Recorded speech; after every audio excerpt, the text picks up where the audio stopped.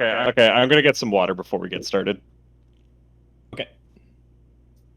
I was hoping that would be the intro, but whatever. Fuck me too, Brayden. Just walk away. Were you recording? Yeah. Okay, that's fine. I can cut it to Yeah, be. you know what? Fuck it. We'll just cut him out of the podcast. Absolutely. There we go. First, it's me who's leaving. Then it's you who's leaving. Now it's Brayden who's leaving. Rotating cast of the three of us.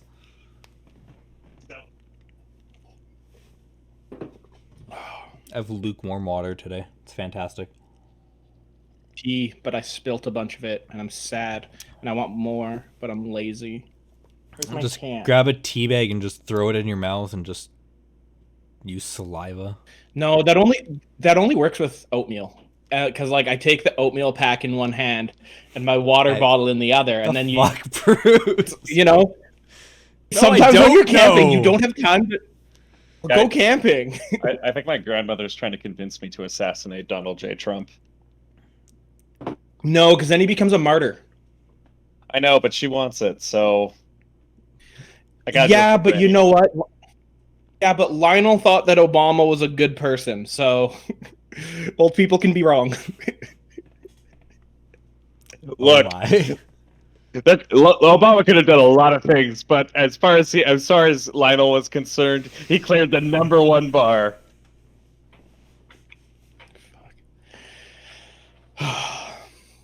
Welcome to a low energy, depressing episode of Dialog Trees, where we try not recall the horrors happening in the world today. For the record, today, January 6th, is our record date. 2021, in case someone in the future watches this. Yeah, not been a fun day as far as America or anyone in the quote-unquote free world is concerned. Or being a resident of Chile, America, also known as Canada. Yeah. And so... Are you talking about actual Chile? I'm like, wait, what? Where's the connection with this? Chile, America. The connection Chile. is... Salvador Allende. I really hope Salvador Allende was the democratically elected ruler that they unseated in Chile and not part of a different part of Latin America, because that would be embarrassing.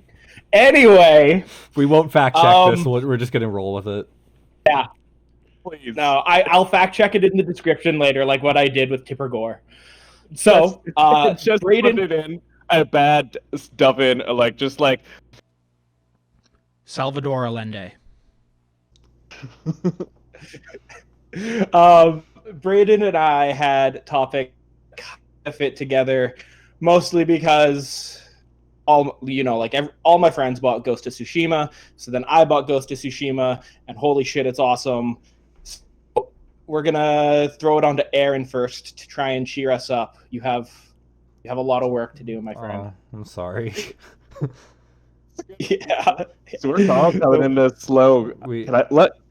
If I may, I'm willing to just pop off with positivity because I have a lot of things to say about Ghost of Tsushima. Why don't I start, and then Aaron can kind of ride on the enthusiasm and actually be positive. Well, I mean, I'll pop off you because there we go. You want the depressing person starting off the positivity topic? We're all depressed. We're millennials. We're all depressed. We just manifest in different ways. I'm the one who, after weeks of making depressing topics to talk about, was like, hey, maybe I should come up with a positive one. Yeah. And the day we choose to do it is today. Yeah, ripperoni. Rip in peace. Topics. When you try otherwise, if the world suffers in cosmic repayment. Apparently I just need to be negative all the time. No, not all the time. Just here. Okay. Just with us. Okay. I can do that. Little did we know that the Dialog Trees podcast was instrumental in the harmonious nature of global politics. We're alrighty. We're gonna Ghost of Tsushima. I thought I was gonna go. Oh, You kept saying, "Well, I want to go out after you because like I want to ride your dick." we said we're gonna switch. I don't know. I I said- always want to ride both of your dicks. Okay, so speaking of riding dicks, Ghost of Tsushima, I have never wanted to make sweet love to a video game before. And I'm not talking about the characters of the video game. I'm talking about like the video game itself. Like I want to just curl up next to it on a cold night and just like, get it to brush my hair. Like it is such a gorgeous video game. And I want to give a big props to the guys at Sucker Punch. I was late to the bandwagon. I waited half a year to finally play this. And holy cow, so good. Such an awesome video game and such a loving tribute to samurai cinema and open world games and other PlayStation exclusives. Like, kudos, guys. If I had played that earlier in 2020, it would have been my game of the year for sure, but I didn't get around to it. The specific...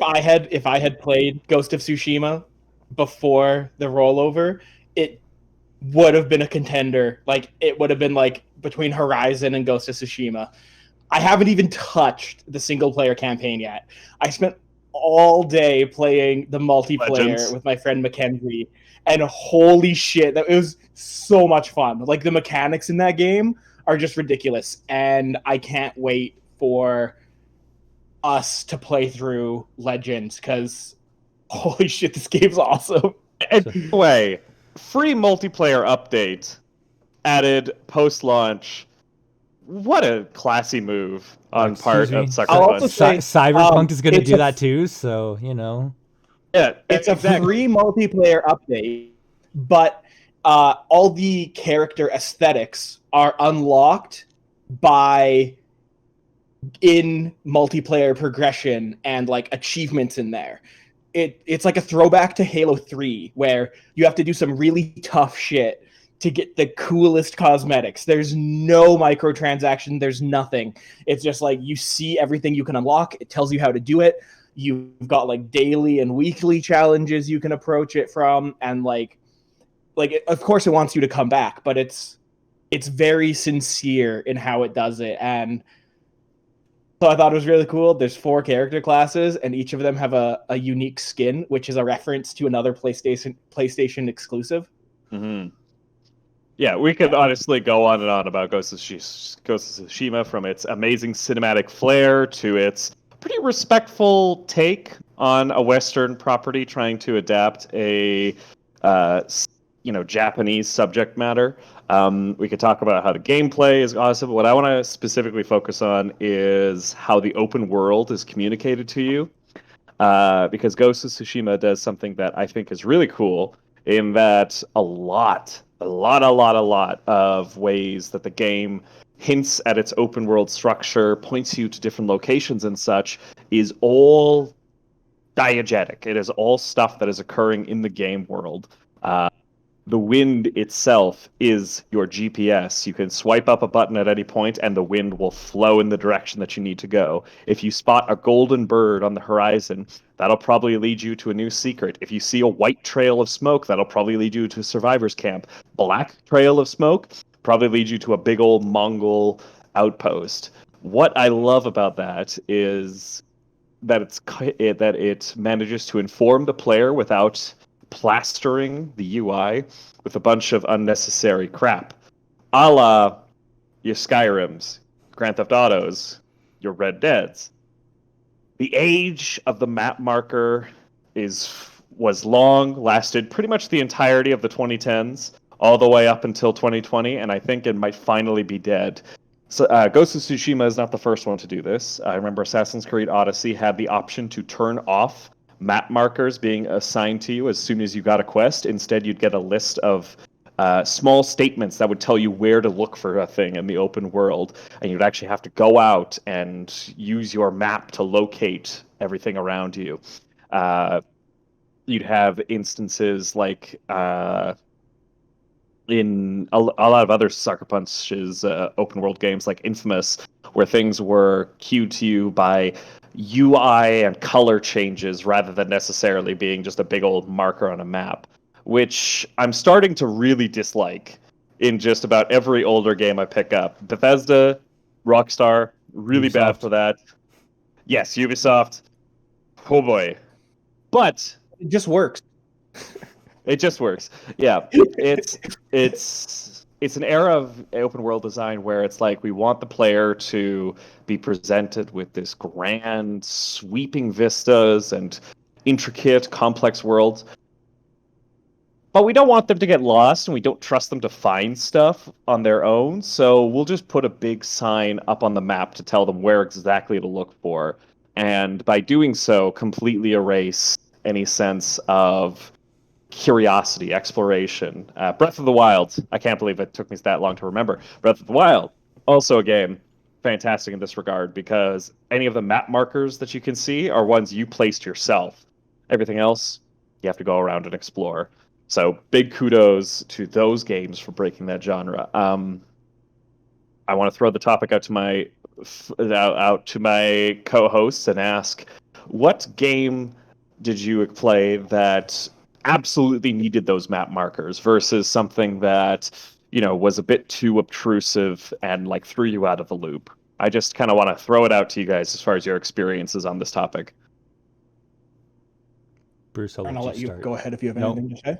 Okay. I said it first. Fuck you. Damn it. Fine.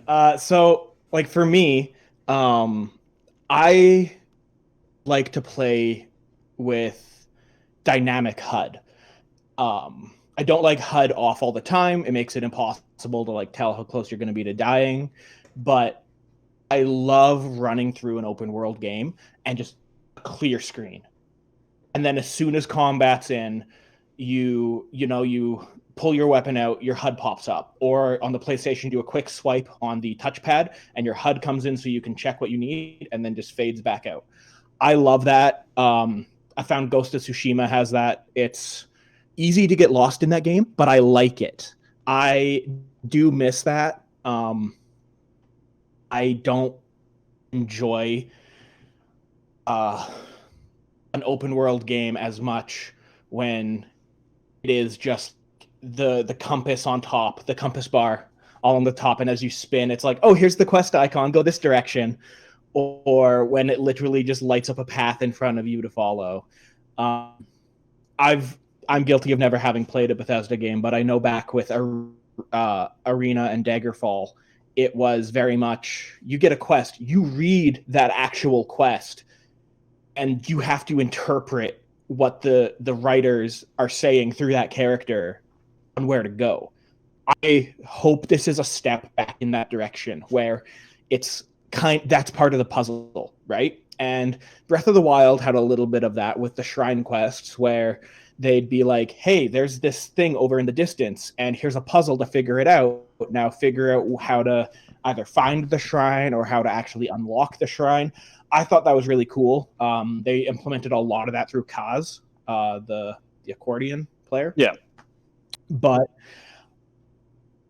I'm a Horizon Zero Dawn stan, and playing that, like, I ran across the map, I turned all like the markers off, I hated that stuff. I would rather just run through. I'm really enjoying that with Ghost of Tsushima, where you get lost, you just swipe up quick, the wind blows through, and you're like, okay, well, this direction, but I need to find out what. Like, there's no bright yellow thing, right? Like, you can enter their version of like detective mode and that'll highlight enemies, but it won't highlight like what you need to do.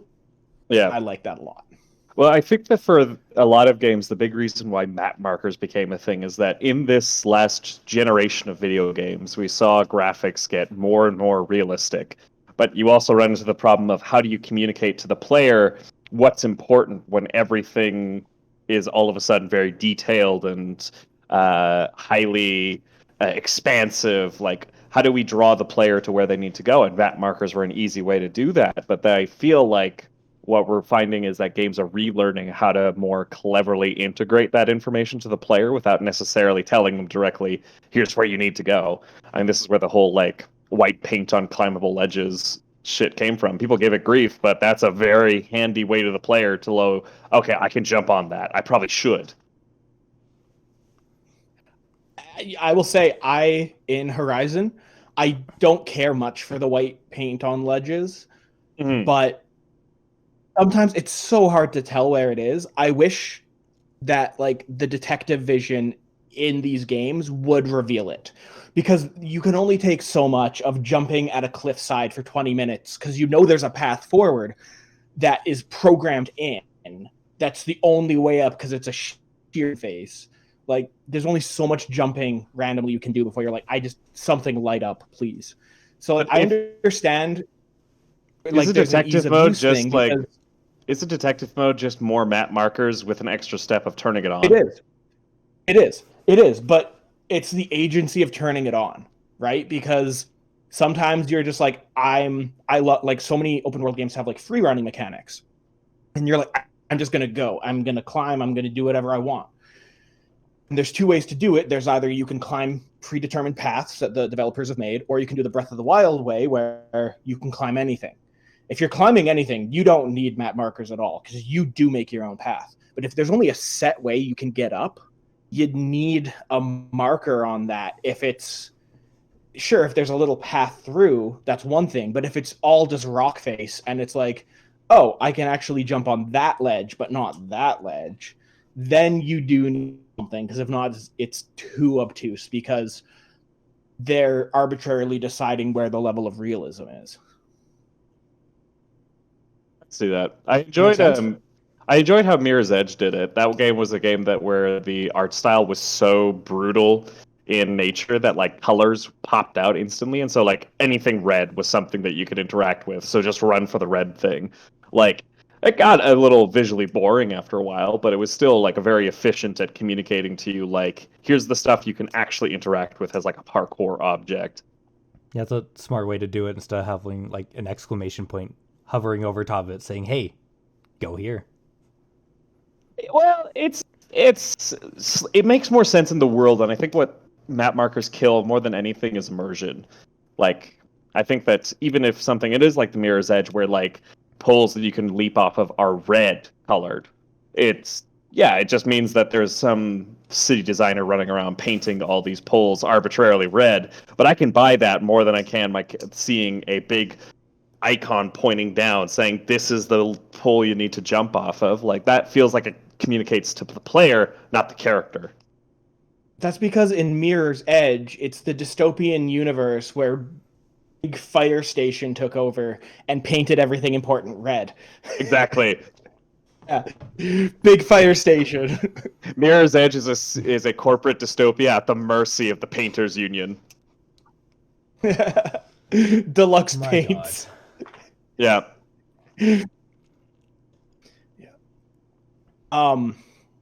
What else from like the open world perspective? Because and even outside of Ghost of Tsushima or some of the other things Ghost of Tsushima does, with some of the different modes you can play in and how that changes it. Because like this topic is much broader than just one example game. Like Ghost of Tsushima is just like is a master class in how to do like an open world game and get rid of all the annoying bullshit that has plagued that genre for years and years and years. I remember back with like early 2010 thinking that like climbing towers to locate vantage points was cool. It was a natural way of investigating around the world. We all got sick of that really quickly. But there's still games where I look back at like it was kind of fun, especially like if they gives you like set of binoculars to like scope out targets. Like, I always enjoy that, but it got overused so bad, so bad. I think Assassin's Creed 2 was like the last time it was good for me. Mm. But like for those games, it was fun because like you'd find this way up this tower and like you'd have this whole view of the city, and then you dive down into a hay bale or whatever, and it was cool. It was fun. I think the problem came when like you had to do this like every 5 feet, and it reveals like 100 stuff in like a tiny area, and then your map's just cluttered with stuff to just go grab that's just meaningless. I think that's what honestly killed it. Because like the first 2 Assassin's Creed, like you do that and it show like maybe 10 things in your vicinity, not hundreds of thousands. Enjoyed Shadow of War and how they handled the tower mechanic, in which that climbing the tower took no time at all. Because for some reason, in this game based on Lord of the Rings, a very grounded fantasy property, they decided to give the main character Super Saiyan powers and just leap up to the top of the tower in a single bound. But when you got to the top and you unlocked the view, you also entered this little mini game where you spied around on the area with the little all-seeing eye, and you pinpointed all the collectibles that were around. It was like that extra step that was sort of like inconvenient, but it also like pointed you in the direction of things you might want to go check out if you are the type that wants to fill out all the collectibles on the map. Whereas the Assassin's Creed style always just made the map more expansive with icons, which is not an achievement. I don't want this. The way you describe that, quick, as an aside of the single bound, are you saying that Shadow of War / Shadow of Mordor could be the Superman we've always been wanting? It's because it has the Nemesis system. Perfect. I know this was gonna happen. Perfect Superman game. I thought we said no Nemesis system. You can't die. You can fly up towers. Superman game. Except, all the cutting off heads and stuff. But we could replace that. Maybe he just like chokes them out,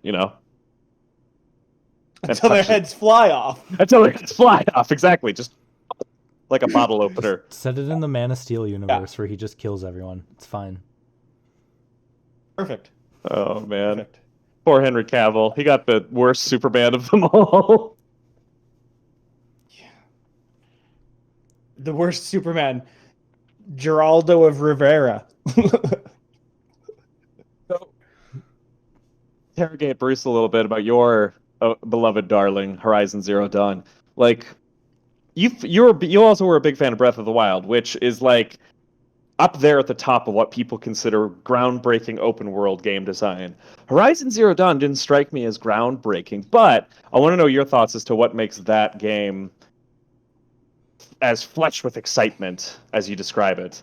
Like, what is it about the open world? For Horizon, like with Zelda, it's literally you can go anywhere and do anything, and I love it. And like just with this will play in later, but with towers and how Aaron was saying how they just everything's there.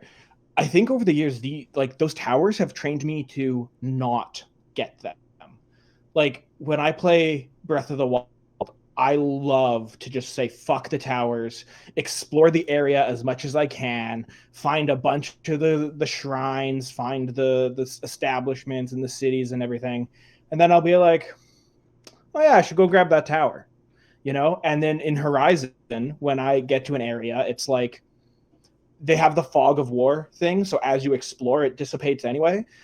But there were so many areas where I didn't even need to get the tower because by the time I was grabbing it, like the fog of war had lifted and I could there was nothing left on the map because I had grabbed it. But the reason I love Horizon so much because of the open world aspect of it, in the sense of like you can go anywhere, do anything. The reason I love it is because of the character of it. Like, I think Aloy is such a fantastic, fully fleshed out character where she is complex and has moments where it's like, no, everybody I've ever known growing up has hated me. So fuck all of this. And now I'm meeting people who are good to me and like, I don't know how to deal with it. And then the world is just, it's very alive, right? Like you run around and there's grazers, just literally like a pack of like deer robots just eating some grass, or like elk like digging up stuff. And it's like, this is really cool. The world is alive, but it's the character of it more so than the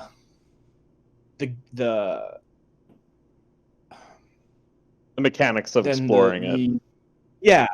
Yeah, Okay. like I do love exploring because it's beautiful, but it's more of I can explore it because I just want to feel a part of this post-apocalyptic future world that feels so very alive. Okay.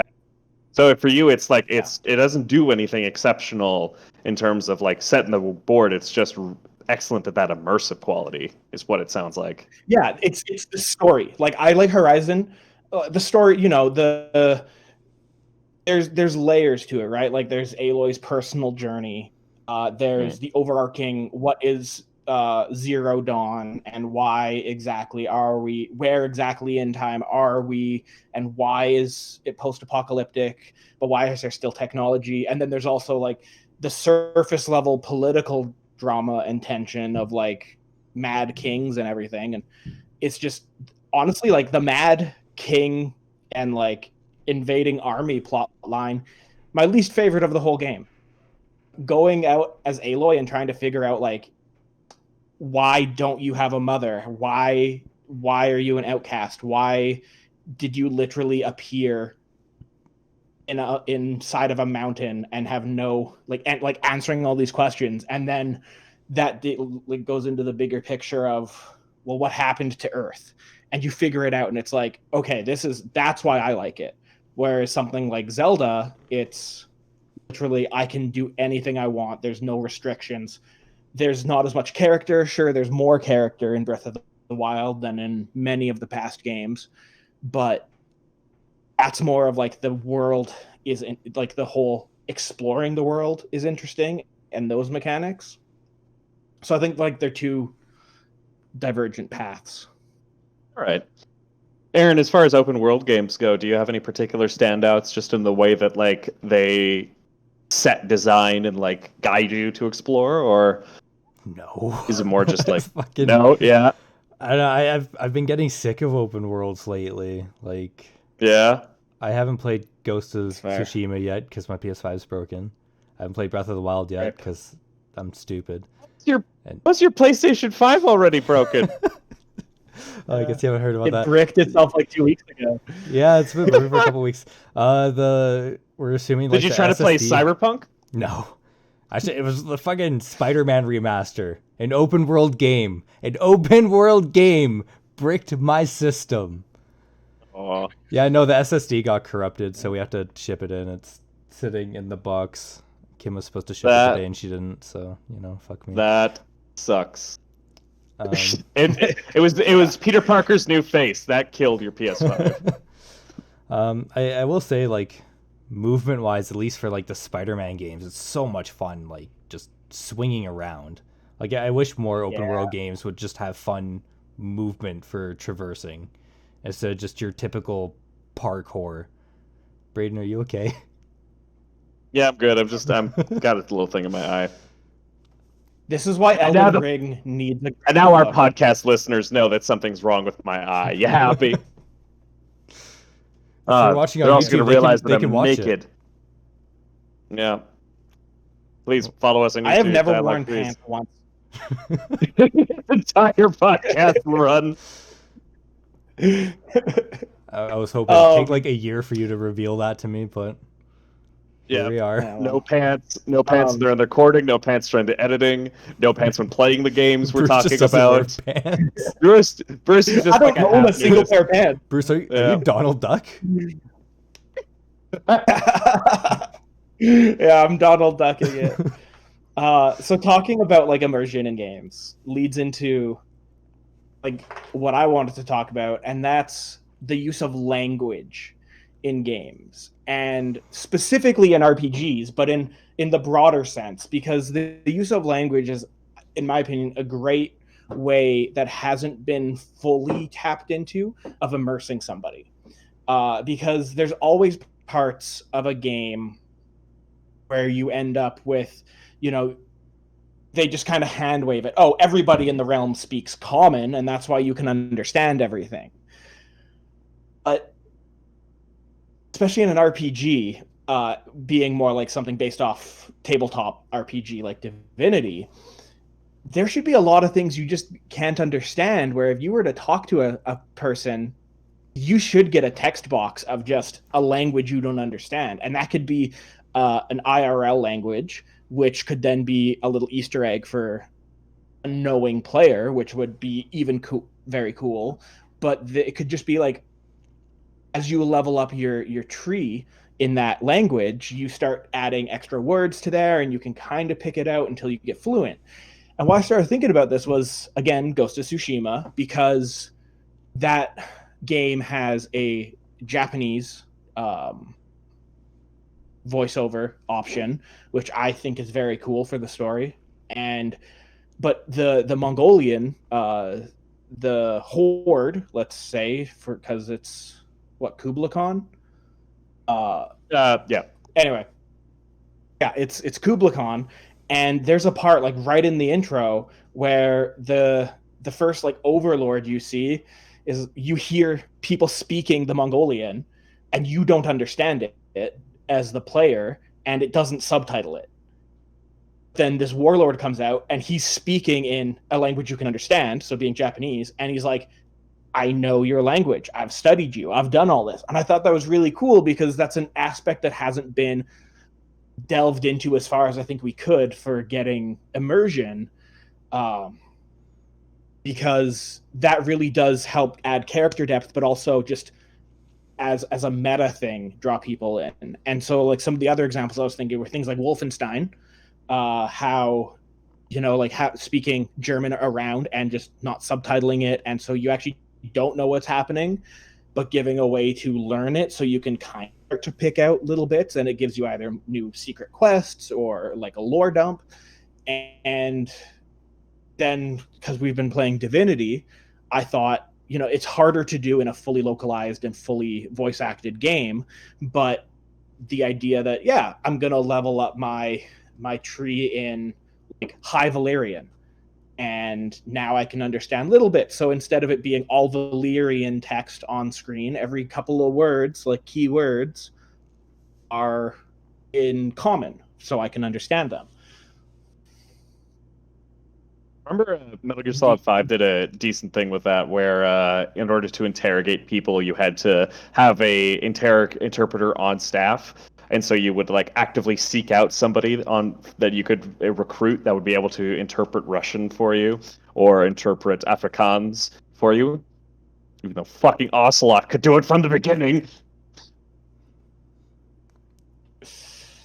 Yeah, and like they also like they also talk about that kind of fits into the narrative of Metal Gear Solid 5 being the spreading of the virus and why Quiet can't talk, and you're going to feel really bad about yourself when you realize why she's half naked all the time.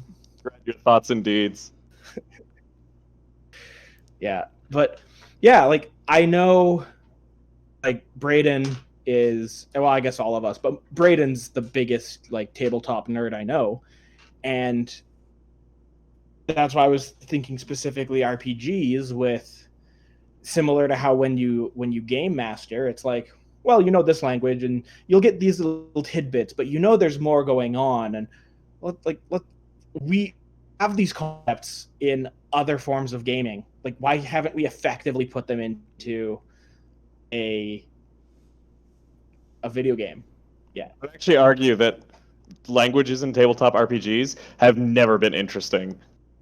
Any implementation of them in D&D especially, it's always just a yes and, like, oh, do you have Elvish? Oh, well, that's a shame. I guess you just won't get this information. You don't know what this means. Okay, move on. Yeah. I might move on. I don't mean like inherently they're interesting. I just mean the specific way you handle them is interesting.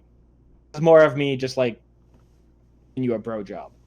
Thank you, man. Much appreciated. Yeah, I think it's a thing where just like in a story terms, like you have to find a way for languages to mean something, but when you make them an optional part of well, it's the same as any RPG. You got to make every skill somewhat worthwhile, otherwise you'll question why the hell you're putting points into it or why the hell you're investing in this. And languages is like a thing that a character can specialize in, is like, yeah, it's tricky. I'm thinking more of like even along the lines of an immersive sim, because though like immersive sims do a very good job of making options that are not combat, right? Like I think it's Fallout New Vegas. There's an entire mission sequence where there's like cannibals and whatnot, and you can either choose to shoot up the joint and kill the guy, or you can talk your way out, and like there's just like all those options. I think those are so fascinating.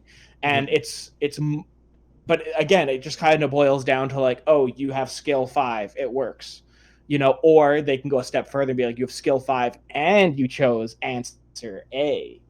But what if the next step was, okay, so you have skill 5 and you chose answer A, but you knew to choose answer A because you could understand enough of the language and the subtext behind the language as a real person, because it, by putting points in, it just gave you more, right?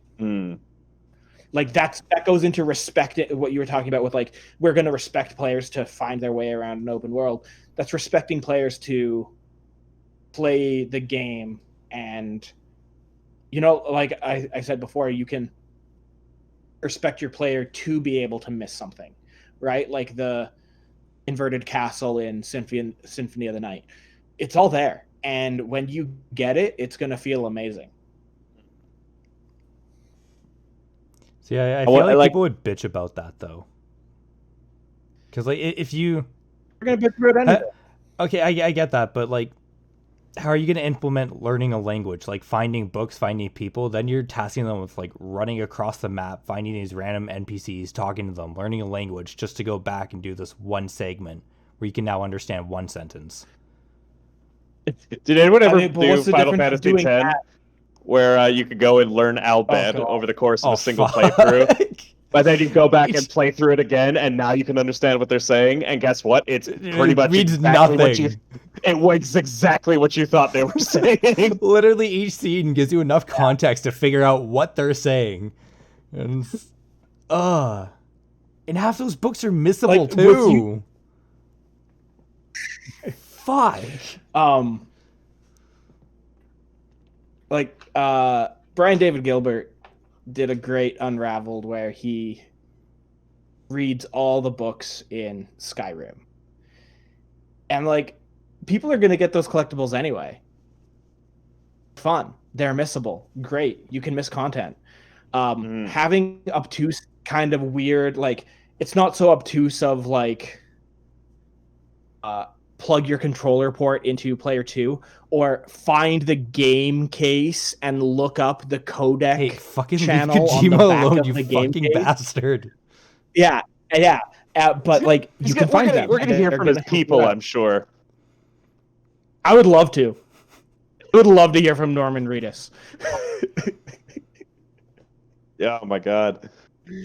But like, what's the difference in having to run a map and look for a book that gives you a language versus running across a map looking for a weapon or somebody to train you in a specific skill or like anything like that? It's all arbitrary anyway. So it's the same thing, only you're not using combat, you're using problem solving. It's more right? fun like, to get like a skill or a weapon that you're using all the time compared to like learning a language. But that's like saying that an action RPG is inherently more fun than a puzzle game, right?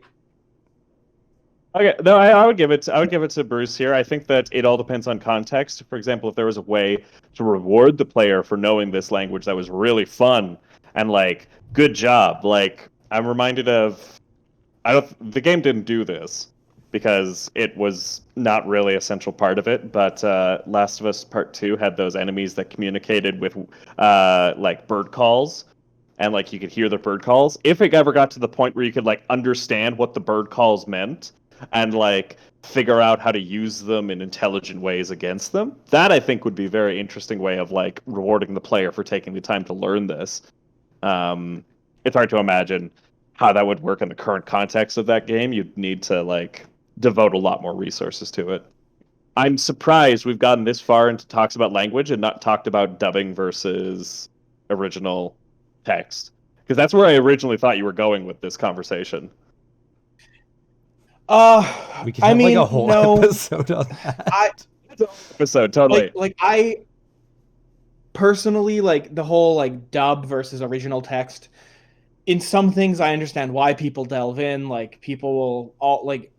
I think it's a community to community basis. Like if you look at anything Hidetaka Miyazaki does, it's like, well, all the people in the English speaking world are like, well, we have to look at the Japanese, but then all the people in Japan are like, well, we have to look at the English, and it's just it doesn't matter. But if you like, I believe in a localization team, right? Like if you were to play a game that hasn't been localized, so much of it goes over your head if you don't understand that culture and the idioms and things like that. So does the original language matter? Like that basically games get written twice, right? Or twice by the time you play it if you're not playing it in the original language and culture.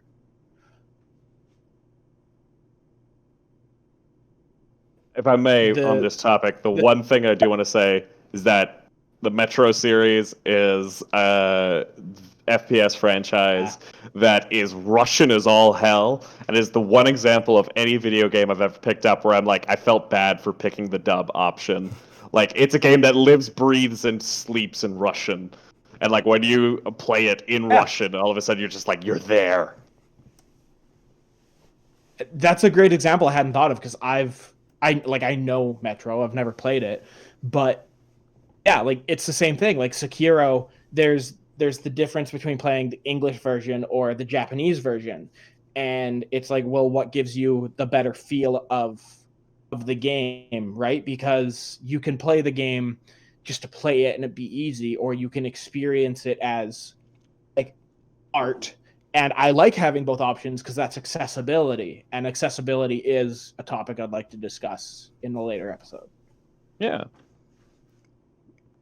So, that was my ideas for how to use language in a way that further brings people into immersion. I'm not saying every game should just be like, yeah, let's add let's make it hard to understand other languges. But Call of Duty, you can't understand what anyone's saying. No Russian. But like, I mean, you like Klingon as a language exists, and High Valyrian as a language exists, and Elvish as a language exists. So we have linguists working who do these things for multi-billion-dollar projects in visual media. I think it's time for us to, like, video games keep trying to ape off of cinema. This is something to ape off of cinema where you could use it in an interactive way instead of just making a set piece, right? Yeah. I mean, thanks to Ghost of Tsushima, I now know the Mongolian word for down. That's about it. Hey, you're learning. That's all that matters. Yeah. I know now if some guy runs at me in the street going, Daisho! Daisho! I just hit the deck. Just run. Yeah. That could save your life one day, especially if you go to DC. Oh. Bruce, too soon. Actually, too soon. My trip to Virginia. Don't worry, I've got my Mongolian Street Traveler's Almanac to keep me safe. Oh. I'm sorry, why are you going to Virginia? DC is its own unique body. Right. I'm sorry. I'm going to Virginia so I can avoid DC. I'm just not going to DC. How about that? Yeah. Perfect. Okay. Yeah, so I think that's enough Ghost of Tsushima love. Aaron, I would like to hear your positivity now. Well, the three of us are going to be positive, and we're going to talk about games with like hidden lore that we just love, where the stories aren't just presented to you like in a linear fashion. It's you got to search for the story. You find the story in you, but not really. You find it through like what if what if the friend was the story we discovered along the way? Once again, I want to kick Bruce from the podcast. Yeah. You can't do that. Who would edit our videos? What's your first example? Like, I mean, there's many obvious ones, but yes. Like, what's your example that's not low-hanging Dark Souls fruit? Well, obviously, right now I've been playing Hollow Knight, and that's a game where pretty much most of its lore is hidden. You could judge any game's hidden lore quantity by like how many YouTubers make a career off of just explaining this shit. Shout out to Body Vidya. Shout out to Mossbag for Hollow Knight. Oh yeah. But like these games are so awesome. Like you can just play through Hollow Knight and you have like a basic idea of the story. But if you go searching for that lore, you just get so much more out of it. You get to know more about these characters, the areas, like what came before. Well, like you were streaming last night and I said, "Hey, are you going to do Path of Pain?" And you're like, "What's Path of Pain?" I was like, "It's part of White Palace. It's the hardest platforming section in the game, completely optional, but you get a lore dump. So worth it. So worth it." That is a generous phrasing for what you get at the end of the Path of the Pain. You get a lore teaser. You get the end of credits stinger for the lore. I mean, you also get a new charm, so fuck you. The Path of Pain is not fun. Nor is it worth it. Path of Pain. That's coming from a guy who couldn't even do the Grey Mourner. Come on. Oh god, I'm gatekeeping again. No. It's because you started thinking about Dark Souls and you're like, oh, I have to gatekeep everything now. Just to man the wall. I would like to say, as an aside, Brayden and I have been playing Dark Souls 3 cooperative, and I have another character who I've been playing through with my friend Owen. And Owen's very overpowered. His character's name is I Help Anytime, and he just comes in and kills things. And we did Abyss Watchers in less than a minute. It was dope. And you know what? It's fun. It's fun. Just like chilling with a bro doing it. Yeah, does it feel rewarding in any way? No, it's not rewarding. But is it fun? It's fun. Well, my apology now. He's finally accepted the summons. Oh man. Yeah, I feel dirty though. Like I literally am like, I need to go do build this exact character build and go do it again alone. Also level 0 is penance. Oh man. Yeah.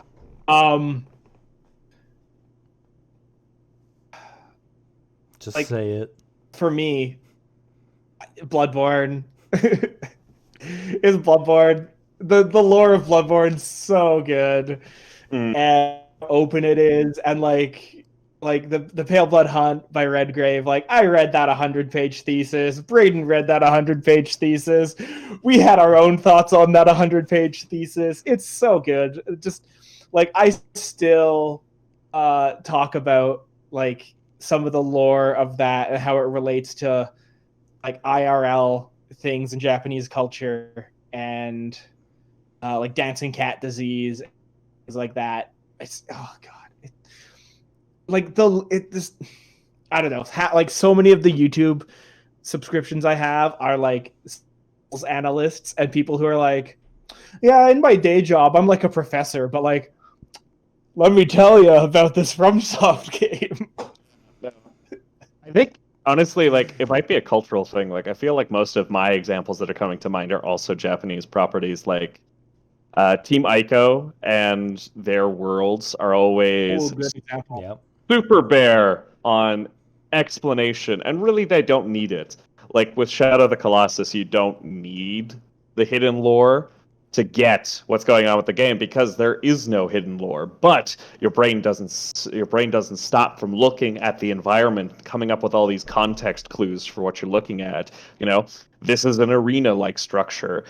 Why is the Colossus here? Was this set up as some sort of an arena? What was the reason why behind this was constructed? You know, why do these things look the way they do? Why do they act the way they do?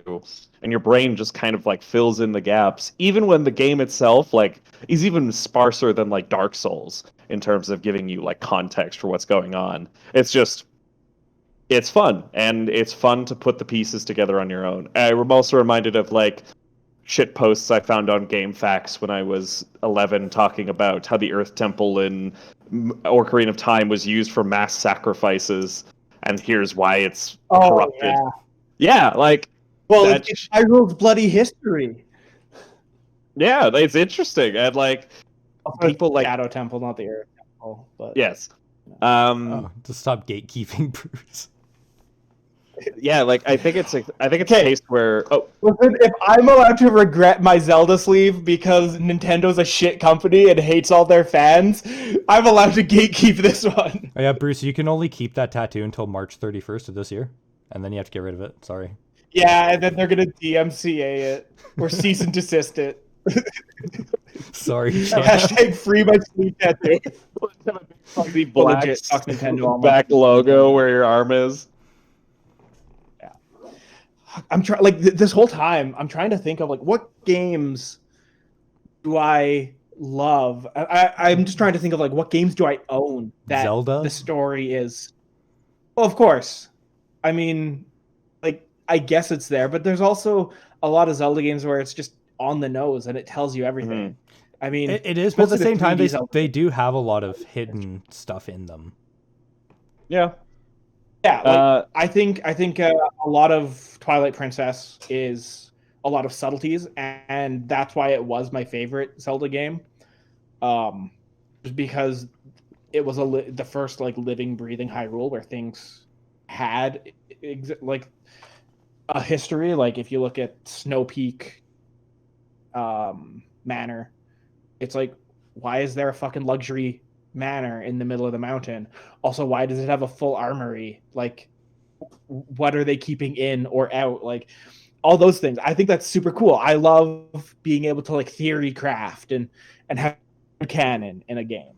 Meanwhile, Nintendo's like, hey, be cool if we just put this armory in this place. I think it'll really make it pop. Nintendo fans, oh my god. Yeah. Well, I think it's a case of like Nintendo head has famously the numbers said that, what do they mean?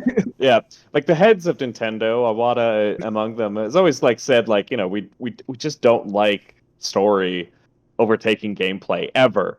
But like the Zelda team has always been the foremost amongst them that are like pushing back against that philosophy and like, no, we kind of want to tell a big story though. Like we're kind of feeling it. You don't like the story of Super Mario 64? Mario needs to rescue Peach so he can get that cake. He can get that In cake. this case, it's an actual cake. Yeah. Shout out to, I guess, BioWare if we're talking about hidden lore, because they had 2 franchises running consecutively that were both very interesting to dissect, at least at the beginning. There was Dragon Age and Mass Effect. If you go back and play the original Mass Effect without any understanding of the twist that happens in that game, and read all the lore entries for the various planets you could find, you find like all these things that like don't make a lot of sense. And then you get to the halfway point, and then it's like, oh, now I get it. There's a lot of mysterious vanishing civilizations who disappeared in multiples of 50,000 years ago. And you start to like just go across the galaxy finding all these pieces, and then you get to the twist, and it's like, oh, now I get it. Plus, when you look at the actual map for the council chamber, it looks exactly like a Reaper cuttlefish. Does it? Ooh, it does. Cool. Never noticed that. And then there's Dragon Age, and Dragon Age is one of those games where it talks exhaustively. That is a game with thousands upon words of spoken and read throughout it, and yet the lore is interesting because it has a lot of open-ended questions that are unusual for a fantasy genre. Like, it doesn't ever address the idea, like, is God real? Or, like, what happened 1,000 years ago that is causing all of these, like, orc-like creatures to rise up? Like, there's a lot of things that in the lore that are super mysterious and are still ambiguous after, like, 10 years of coming out with games that I'm super excited for. And, like, I guess it's a game where the lore of the actual plot are simple and straight cut, but the world that they offer, these imaginary spaces that they create are so captivating in their ambiguity, which is very different from like the Japanese style where everything is ambiguous and you're like piecing it together bit by bit as you go. See, a game like that, I'd say shut the fuck up, Bruce. Final Fantasy 15. Which is a game that's shit on, and everyone's like, there's no story to this game. And you're right, if you play the main story, there really isn't a story. But there's a dungeon at like the end of the game that you can go to, completely optional. And I'm pretty sure it's like all platforming. I don't remember, it's been a long while. But it gives like ruins. Yes. The one that gives like the whole story background of Ifrit and all his shit. And then suddenly the story becomes really fucking good. Even though you're like interpreting all this stuff, but like it starts to add up and it just makes the plot good. It turns a bad story into a good story. But like you have to go find this dungeon. Okay, it makes it an all right story. I was actually arguing on defense of Final Fantasy 15. I thought it was decent. I liked the story. I liked the characters mostly. They okay, the characters are really good. They help make up for a plot that I otherwise hate. It's astonishing the similarities between 13 and Final Fantasy 15, and what a difference a likable cast of characters can make in terms of investment in the story. Excuse me, you didn't like Hope? You didn't like Vanille? Snow and Vanille? Did it? Okay, wait. Was that guy's name Jazz? Saz? Saz, The black yeah. one? What was the guy with the chocobo? What was his name? I actually liked him. Like He this guy, was a good character. Okay, I didn't like him. I liked the chocobo. He is the one that is the most left out in terms of official merchandise, advertising, what have you. That dude may as well not exist as far as the story is concerned. Yeah. I think my problem with Final Fantasy 15 was like, hey Noctis, your dad just got like assassinated and like your whole city's destroyed and taken over. Spoilers. Okay, cool. I'm gonna go hang out I with my haven't gotten to bros. that part yet. I'm gonna drive around with my bros. It's a video game. I'm only level 30. I haven't gotten to that part of the game yet. Play the fucking story. Bruce, I'm pretty sure that was revealed in there's side trailer. quests. Shut the fuck up. I Okay. don't watch trailers. He also dies in the first chapter, so you do know. No. It dies at the first chapter, but the open world is also available in the first chapter, thus explaining why Bruce never got around to it. There's no way he made it to level 30 in the first chapter. No, he just didn't do it. Bruh, do not test him. I saw him do it. I watched. I'm like, he saw me get a level like 65 enemy stuck on a railing and for an hour just pull out a gun and watch my teammates die repeatedly and just cheese doing like 6 damage at a time with a gun. I'm fucking determined, man. Side questing. If I can explore it, I will. Fuck the real story. Do not test him on this. I think that Final Fantasy 15 was more undone by the fact that Square was trying to make it a big multimedia project than anything. Like, it was too ambitious for its own good. Yeah, Kingsglaive, the anime, the light novels. Like, It's an anime? Yeah. Yep. The anime is actually decent. What the? I liked it. Huh. Yeah, like it was a game that was very ambitious, but the problem is that it was also not cleanly cut together because it was trying so hard to tie in all these different pieces of media into one narrative when not just developing just a good solid game.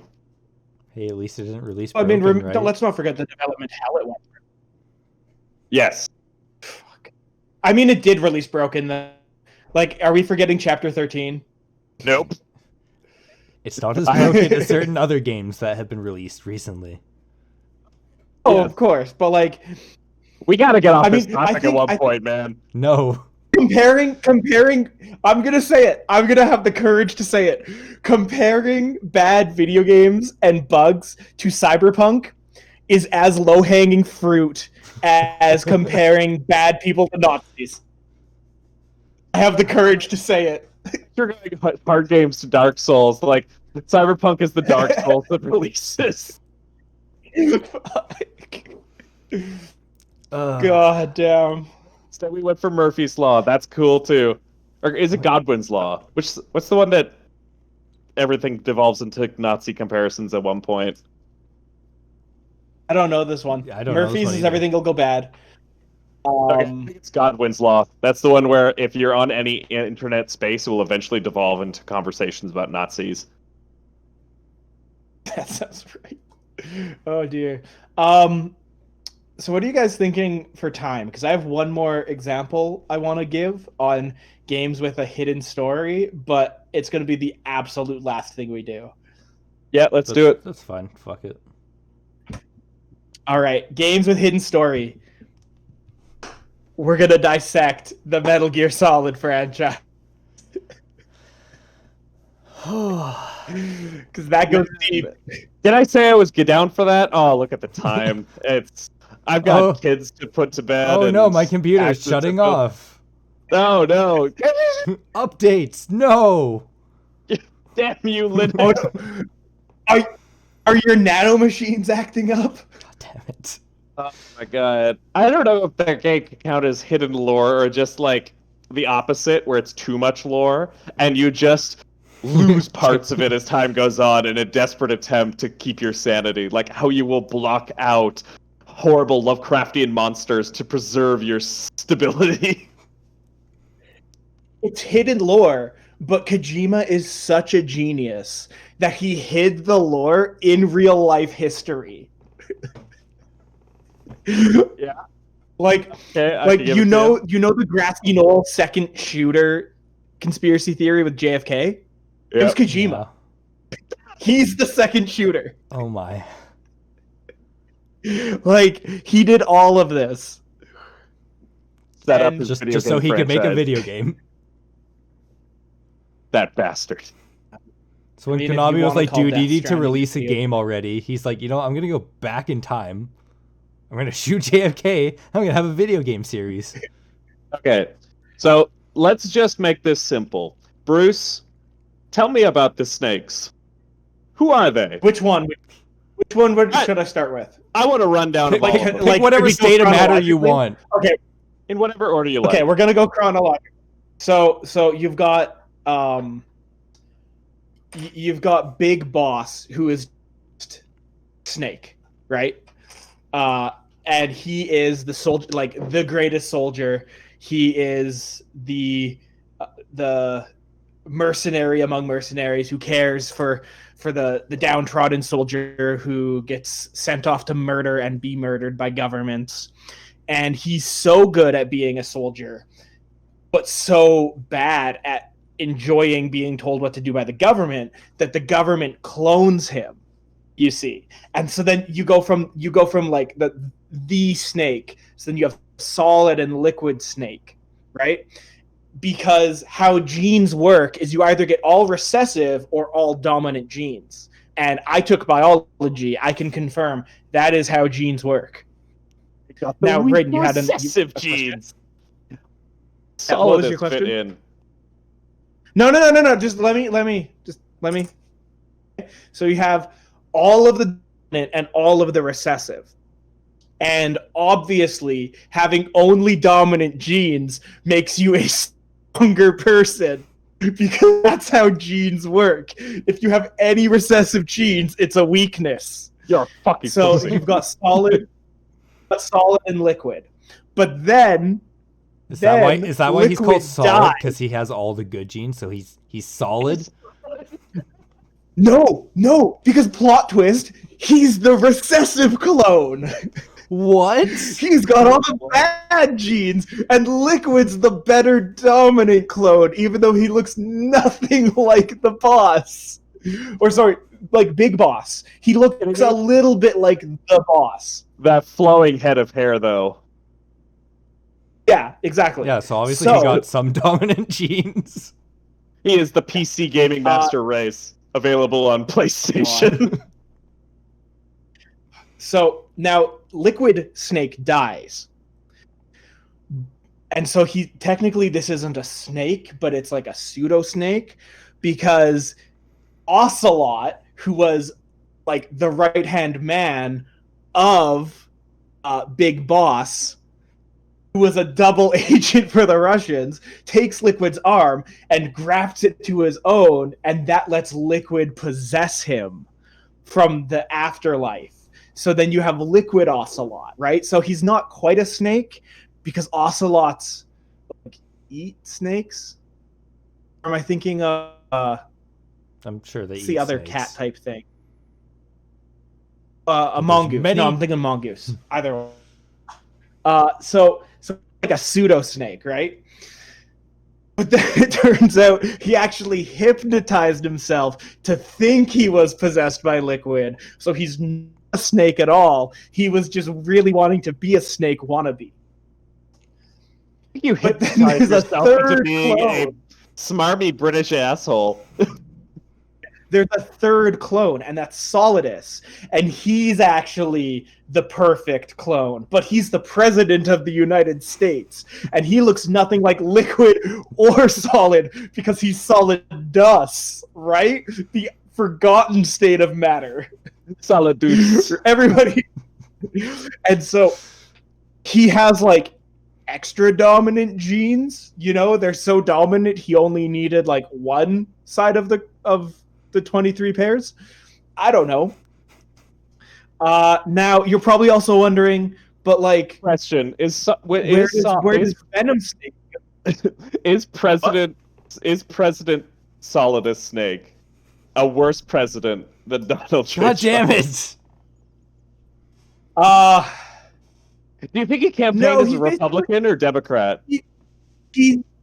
I'm pretty sure he was a Republican, canonically. And I'm pretty sure he was just straight up an allegory for George Bush and the war in Iraq. But going back to the snakes, so there's also Venom Snake, which is what you would call Big Boss, who is just Snake. He's naked After, snake?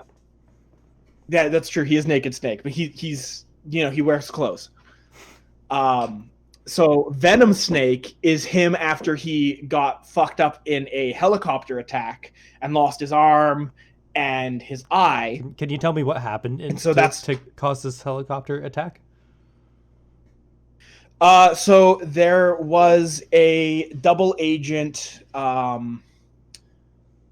Peruvian?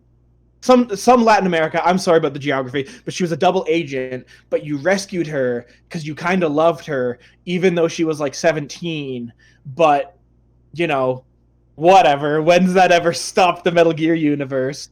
And when you rescue her, it turns out she has a bomb in her uterus. But not only is there a bomb in her uterus, but that's the secret bomb, and the other bomb is in like her stomach or something. And so it blows up and it fucks up Naked Snake really bad. And so then he's like, "No, I'm Venom Snake. I'm gonna get revenge." When does he become Punished Snake? But no. Venom is Punished Snake. But there's a difference between Venom Snake and Punished Venom Snake, because Gotcha. Punished Venom Snake is after you find out that Venom Snake wasn't Naked Snake at all, but he was a surgeon who helped find that bomb in Paz's uterus. And then Naked Snake's like, "I need to go undercover. So I'm gonna you're make gonna you be me now. You're gonna be me. So then gonna be you Snake. can make me be like a badass. I'm a badass, but you're going to make me more of a badass. And while you're doing that, I'll keep being a badass, so then I can be double badass." And then when you find that out, you're like, "Oh, okay." But then that kind of makes a person go crazy, right? And then you become a bad guy, even though you are already a bad guy. So now you have Naked Snake. Oh, God. Yep. It wasn't the war profiteering and kidnapping and abducting people through brainwashing that made you a bad guy. It was finding out that you actually got face-offed with Kiefer Sutherland that turns you into just the monster of the story. Was it ever explained why he so you've doesn't got remember Naked that Snake. this happened? The plot? One, nano-machines, and two, if you're in a universe where a guy can self-hypnotize himself to think he's being possessed by the genetic clone of his best friend, this could totally happen. Can we also talk about how that hypnotized guy made it that he could blow stuff up by going finger guns at stuff? Yep. Nano-machines.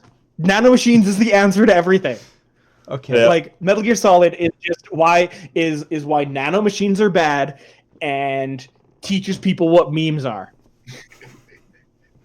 Brayden like South African, and yet somehow he works for the U.S. government when he was after becoming a child soldier at like 11? He was And a then- child soldier. Probably slaughtered a raised ton of by- Americans. Like, hey, how about you be a spy for us? Well, I mean, he was so psychologically damaged that like MK Ultra would just work. This is true. So just to reiterate, we have Naked Snake, who then has two clones, who are clones. Solid and Liquid. Three. But don't forget the secret third clone, who's Solidus and the President, right? And then Liquid dies, and then becomes Liquid Ocelot, who's not a snake, he's an ocelot.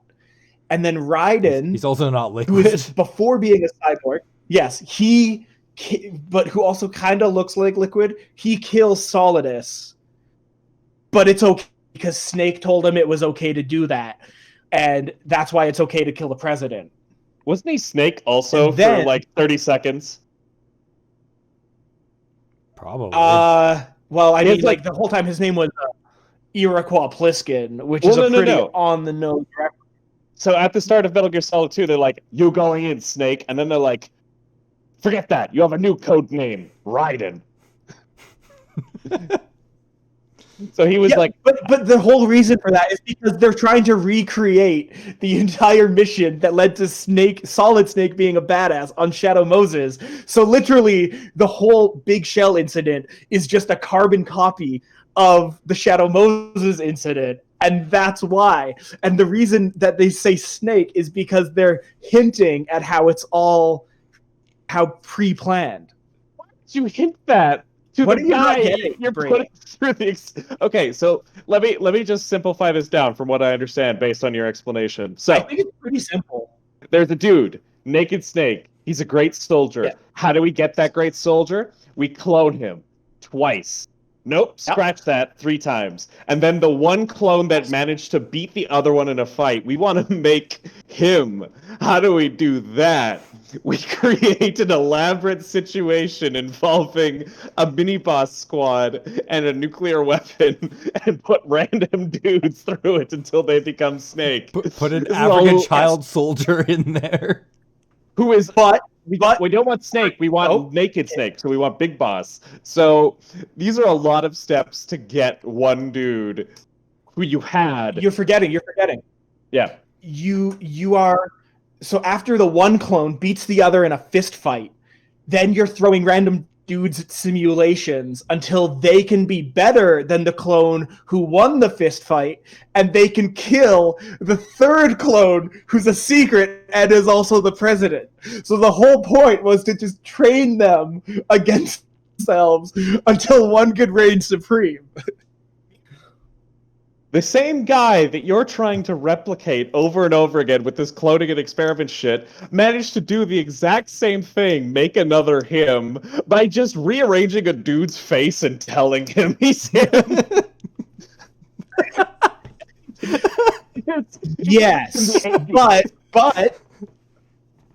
but you see, they rebelled against the United States military-industrial complex. Therefore, we need a way that will make them not rebel against the military-industrial complex. And if we want to divulge from the snakes, the way to do it is the guy who wins the simulation fight against the next top-tier secret boss clone. You take out his brain and spinal column and put it in a robot body, and that's your guy. But doesn't that guy also learn that, like, the people that set this all up that wanted him to be the next Snake also, like, were gonna nuke their own fucking country to get him to be the Snake? Well, yeah, because that's how important it is that he's the new Snake. You need to be Snake or else we're gonna nuke the country.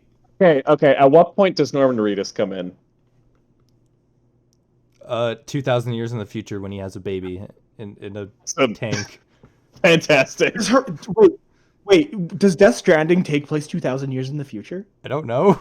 I thought it was Pull that out of my ass. I don't think it takes place still exists. anyway. I Yeah, haven't played Monster.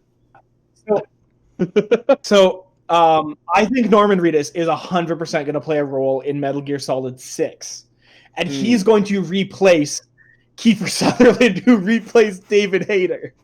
That would actually be fucking hilarious. Yeah. And then Mads Mikkelsen is going to be recast as Solid Disser Snake, who's the clone of the clone of Raiden. Because Mads has to be in there somewhere. Plasma Snake. How hard would that have been? Like, why is there no Plasma Snake? Why is there no Einstein-Bose condensate snake? Like, what about all the forms of matter? Why solidness? Why make up something when physics tells us it's there? I feel like Plasma Snake would be like Snake from the future coming back to kill all his fucking clones because he's sick of all this fucking bullshit. I mean, I'm glad like we all understand why Gaseous Snake is the table. Yeah. Also, going back to it, like, this was a lot of attempts to bring back one dude who canonically got beat with a lighter and gas leak. Yes. And can die if you shoot him a bunch. But see, like, the reason after you kill him the first time, why he comes back to life, is because the first time you actually killed Punished Venom Snake, who was still masquerading as Naked Snake. And that's why you kill him twice in Metal Gear and Metal Gear 2, Snake's Revenge. Metal Gear Solid 5 exists solely to rewrite the continuity error from the MSX. Now explain Metal Gear Survive to me. Okay, so nano-machines are a huge component of this, right? Like, they basically, like in Metal Gear Solid 4, Guns of Thank you for joining the Dialog Trees pot. Nope, keep going, Bruce. Don't worry, I'm not trying to cut you off. We're gonna play us out. So in Metal Gear Solid 4, you please, end up follow us on YouTube, enjoy us on like and subscribe. And so you end up your with podcast. nano-machines create goo that possess human bodies. I'm and that's how I'm Aaron. you have zombies. That guy down there's Bruce. Nano-machines We'll see you next week. And Bye. so then everybody's like,